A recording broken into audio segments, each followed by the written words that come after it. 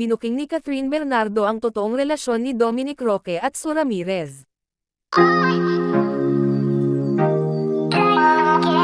Sa naging panayam ni Catherine Bernardo noong sa black screening ng kanilang pelikula ni Alden Richards na Hello Love Again, ay present nga si Dominic Roque na kilalang best friend ni Catherine Bernardo. Unang ang nalink si Kat at Dom dahil laging silang spotted na magkasama at close nga sila sa isa't isa, kung saan ay nagkamalan pa silang magkasintahan.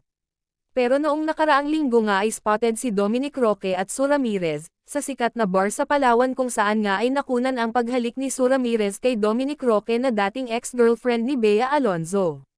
Pero base nga sa naging source ni OG Diaz, ay nangliligaw nga daw itong si Dominic kay Sue kung saan ay pareho silang single, at sa naturang source nga ay sinabi nito na bet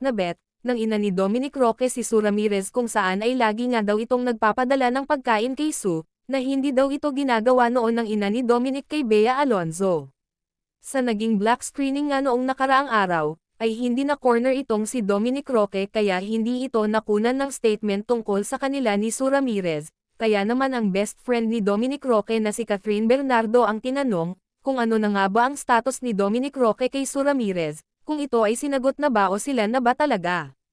Sa naturang tanong nga ay natawa na lang itong si Kath, at halatang ayaw niyang pangunahan ang kanyang best friend, sabi niya, masaya ako kay Dom, sobrang bait ni Dom at si Sue, hindi ko siya masyadong nakakausap, pero ang alam ko ay masaya sila kung anong meron sa kanila.